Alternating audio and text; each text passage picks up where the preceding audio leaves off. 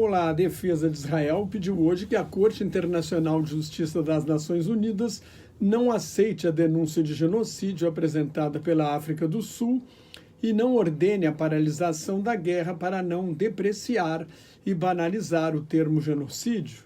Qualquer que seja a decisão do tribunal, não deve mudar o curso da guerra entre Israel e o grupo terrorista Movimento de Resistência Islâmico Hamas. Nas últimas horas, as Forças Armadas de Israel afirmaram ter interceptado pelo menos 12 drones, foguetes e mísseis disparados do sul do Líbano pela milícia xiita Hezbollah, o Partido de Deus. O primeiro-ministro interino Najib Mikati declarou que o Líbano quer a paz e a estabilidade através da diplomacia. O enviado especial dos Estados Unidos, Amos Hochstein, apresentou um plano em 3 etapas. Na faixa de Gaza, o exército de Israel diz ter descoberto um túnel na cidade de Khan Yunis, a segunda maior do território palestino. Este túnel teria sido usado como esconderijo para os reféns. Depois de um encontro no Cairo com o ditador do Egito, Marechal Abdel Fattah al-Sisi, no fim de sua 4ª viagem ao Oriente Médio desde o início da guerra, o secretário de Estado norte-americano, Antony Blinken, declarou que a integração de Israel, com garantias de segurança e o compromisso dos países da região e dos Estados Unidos e a criação de um Estado palestino são o caminho para a paz no Oriente Médio. O outro caminho é do terrorismo, do niilismo, da destruição, das ações do Hamas, do Hezbollah, dos Houthis, todos apoiados pelo Irã. O primeiro caminho é o melhor para marginar o Irã e aliados, concluiu o chanceler norte-americano. Israel apresentou hoje ao Tribunal Internacional de Justiça das Nações Unidas, em Haia, na Holanda, sua defesa contra a acusação da África do Sul de que comete genocídio contra o povo palestino na faixa de Gaza.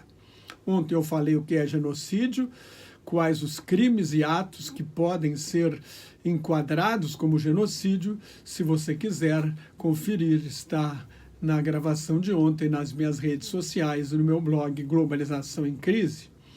Depois do ataque terrorista de 7 de outubro, em que 1.139 israelenses e estrangeiros foram mortos, Israel tem o direito de se defender, tem o direito de ir à guerra, mas precisa respeitar os limites impostos pelo direito internacional, como, por exemplo, distinguir combatentes de civis inocentes, proteger esses civis e usar força proporcional. Israel pode ser acusado de crimes de guerra pelos bombardeios indiscriminados, uma punição coletiva ao povo palestino, por usar privações como falta de água e comida como armas de guerra e pela remoção forçada da população civil.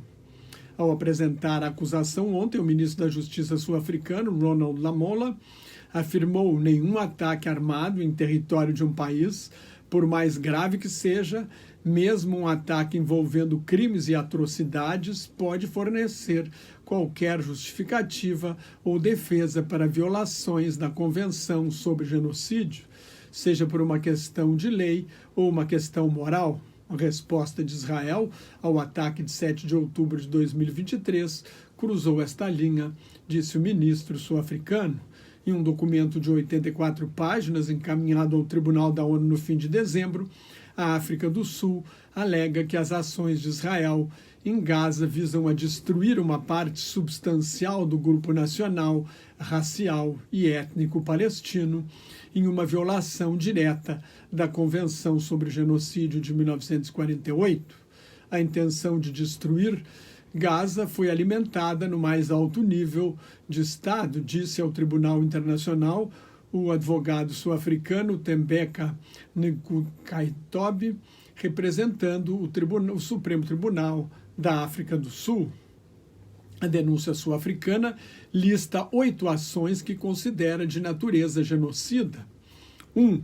O grande número de palestinos mortos, incluindo crianças, 23.708 em Gaza até agora, sendo que 70% eram mulheres e menores de idade. 2. Causar sérios danos corporais e mentais aos palestinos, inclusive crianças, e infligir-lhes condições de vida destinadas a causar sua destruição como um grupo. 3. Causar deslocamentos em massa e a expulsão de palestinos de suas casas. Quase 2 milhões dos 2.300.000 habitantes de Gaza fugiram de casa. E também com a destruição em larga escala de casas e residências, pelo menos 335.000 até agora. 4. Privar os palestinos de acesso a alimentos e água adequadamente. 5. Privar os palestinos do acesso a cuidados médicos adequados. 6. Privar os palestinos de acesso a abrigo, vestuário, higiene e saneamento adequados. 7. Destruição da vida do povo palestino. 8. Imposição de medidas destinadas a impedir nascimentos palestinos. A África do Sul citou várias declarações de autoridades israelenses como incitação ao genocídio do presidente Isaac Herzog, que disse que não há inocentes em Gaza, do primeiro-ministro Benjamin Netanyahu, que disse se tratar de uma guerra entre a luz e as trevas, entre a civilização e a barbárie, do ministro do Patrimônio Histórico, Amichai Eliyahu, que sugeriu jogar uma bomba atômica na faixa de Gaza, e do deputado Nissim Vaturi, que falou em incendiar Gaza, entre outros extremistas do governo mais extremista da história de Israel. Netanyahu e outros líderes israelenses citaram Amalek, uma nação bíblica que teria vivido perto de Canaã, a terra prometida aos judeus. Amalek teria atacado o povo judeu depois do êxodo do Egito e Deus teria mandado destruir, matar todos, homens, mulheres e crianças. Hoje em dia, os historiadores duvidam de que os judeus tenham sido escravizados no Egito e fugido para a Terra Prometida sob a liderança de Moisés. O mito fundador do Estado de Israel seria apenas uma lenda, assim como Amalek. Ontem, a África do Sul apresentou um vídeo de soldados israelenses cantando e dançando, dizendo Amalek, Amalek, não há inocentes do outro lado, como prova de incitação ao genocídio. 14 países apoiam a reclamação da África do Sul: Arábia Saudita, Bangladesh, Bolívia, o Brasil, Irã, Jordânia, Malásia, Ilhas Maldivas, Marrocos, a Namíbia, Nicarágua, Paquistão, Turquia e Venezuela. Na minha opinião, o Brasil erra ao apoiar a África do Sul. Dá para entender a indignação do presidente Luiz Inácio Lula da Silva contra as mortes, com as mortes de crianças palestinas. É uma indignação do mundo inteiro. Na guerra da Rússia contra a Ucrânia e na guerra da ditadura da Venezuela contra o seu próprio povo. Uma ditadura é uma guerra civil do governo contra o seu próprio povo. A Venezuela é um país com a economia destruída por seu próprio governo. Nesses dois casos, o Brasil evita apoiar um lado, alega que precisa manter equidistância para ser um mediador confiável. Deveria ter a mesma posição na atual guerra do Oriente Médio, mas o anti-americanismo de uma visão de esquerda atrasada fala mais alto. O Ministério das Relações Exteriores de Israel chamou os advogados da África do Sul de representantes do Hamas e o julgamento de uma das maiores mostras de hipocrisia da história, apresentando alegações falsas e infundadas.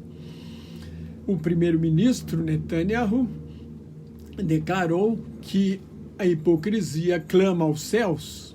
Onde vocês estavam, África do Sul, quando milhões de pessoas foram mortas ou deslocadas de suas casas na Síria e no Iêmen? Perguntou o chefe do governo de Israel.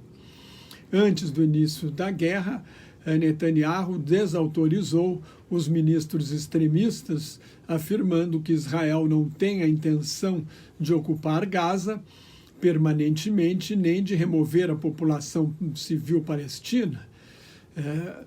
Esses ministros radicais querem uma faxina étnica, recolonização e reocupação. Netanyahu diz que Israel luta contra terroristas, não contra a população civil, e que age de acordo com o direito internacional. O primeiro-ministro acrescentou que é Israel que combate o genocídio e que genocida é o Hamas. A carta do Hamas defende a destruição de Israel. A defesa de Israel se concentra principalmente na condenação do Hamas e no direito de se defender da agressão terrorista.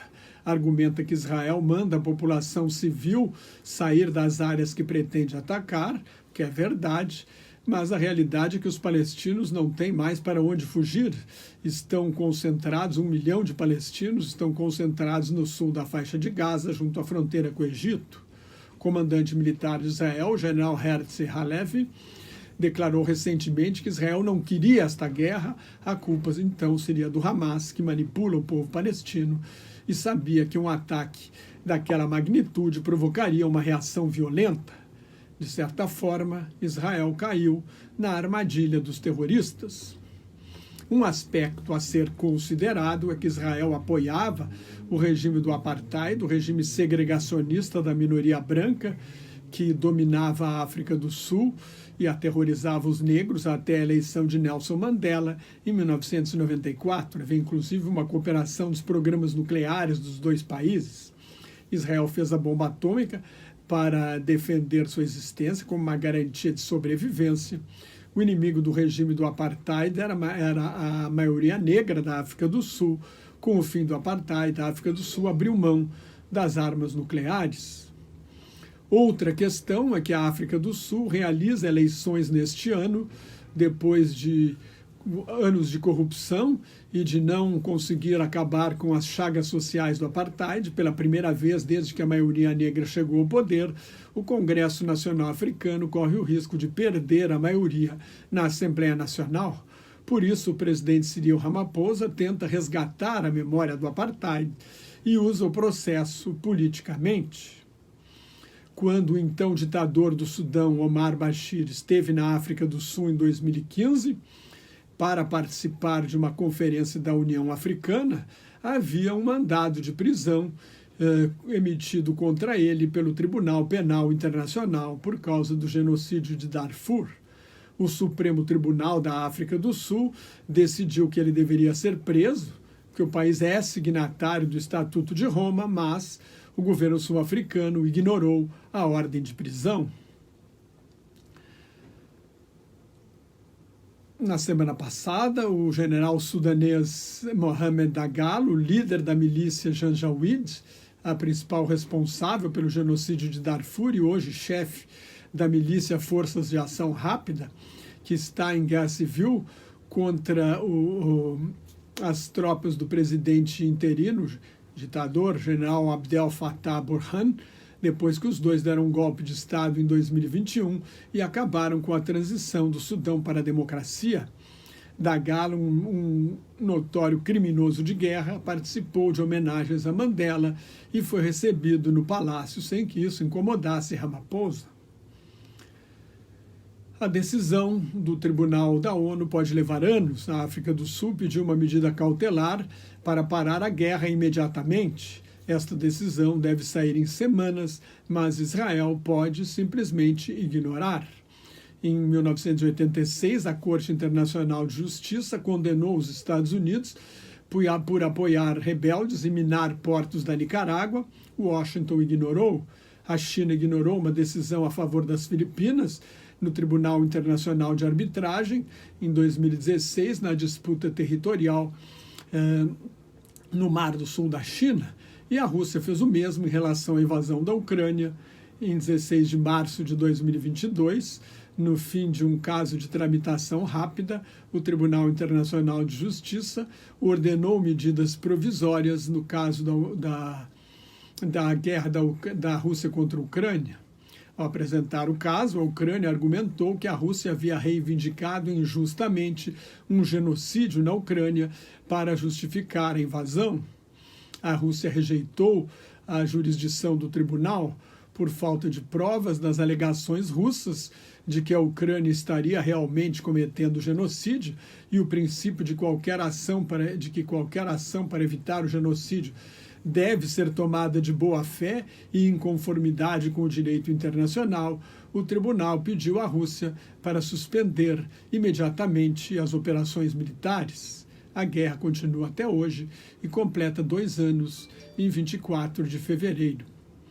Em 17 de março do ano passado, o Tribunal Penal Internacional emitiu uma ordem de prisão contra o ditador Vladimir Putin pelo sequestro e deportação de menores ucranianos levados para a Rússia para a russificação, o que caracteriza crime de genocídio. As grandes potências não aceitam a jurisdição de tribunais internacionais. Para aplicar qualquer medida contra Israel, a Corte Internacional de Justiça precisa levar o caso ao Conselho de Segurança das Nações Unidas, onde os Estados Unidos usam sistematicamente seu poder de veto para defender Israel. De qualquer maneira, a condenação, ou mesmo uma medida mandando parar a guerra, tem valor simbólico e moral, isolaria ainda mais Israel e aumentaria a condenação internacional do Estado judaico. Se você gostou, assine meu canal no YouTube, que é de graça, leia o meu blog Globalização em Crise, me siga no Twitter, no Instagram, no Thread e no Facebook, onde colaboro com o grupo Quarentena News. Muito obrigado pela sua atenção. Shalom, que é paz em hebraico. Salam aleikum, a paz esteja convosco em árabe. Até mais. Tchau.